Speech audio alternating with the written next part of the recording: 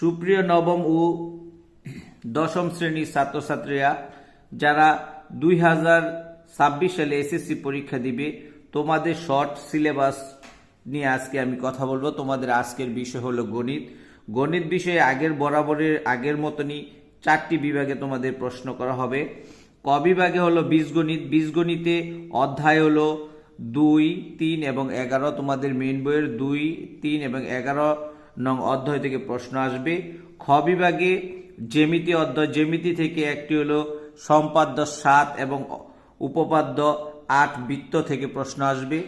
এবং গ বিভাগ ত্রিকোণমিতি এবং পরিমিতি 9 অধ্যায় ত্রিকোণমিতি এবং 16তম অধ্যায় পরিমিতি থেকে প্রশ্ন আসবে। এবং গ বিভাগে পরিসংখ্যান, যেখানে শুধুমাত্র একটি অধ্যায় রয়েছে, সেই 17 নম্বর অধ্যায়।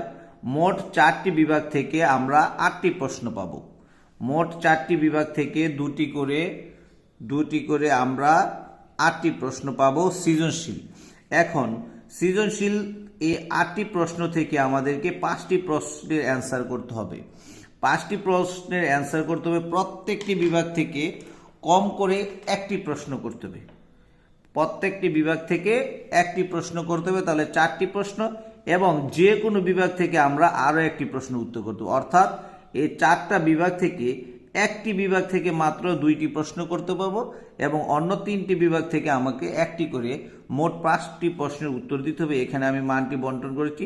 5টি প্রশ্নের উত্তর দিলে 5 10 50। মনে রাখবে, তোমরা যদি মনে করো যে আমি 2টি প্রশ্ন এক অধ্যায় থেকে 2টি করে 4টি প্রশ্ন উত্তর দেব, আর একটি অধ্যায় থেকে একটি প্রশ্নের উত্তর দেব, তাহলে হবে না। তোমাকে প্রত্যেকটি অধ্যায় টাচ করতে হবে। তোমাদের প্রত্যেক অধ্যায় থেকে কম করে একটি প্রশ্ন এবং শুধু একটি বিভাগ থেকে তুমি 2টি প্রশ্ন অ্যান্সার করতে পারবে। এছাড়া আমাদের এই 4টা বিভাগ থেকে 10টি সংক্ষিপ্ত প্রশ্নের উত্তর করতে হবে। আমাদের এখানে এই 4টা বিভাগ থেকে 15টি সংক্ষিপ্ত প্রশ্ন আসবে। এই 15টি সংক্ষিপ্ত প্রশ্ন থেকে তোমাকে 10টি সংক্ষিপ্ত প্রশ্নের উত্তর করতে হবে এবং প্রতিটির মান হবে 2, তাহলে 10 দুগুণে 20।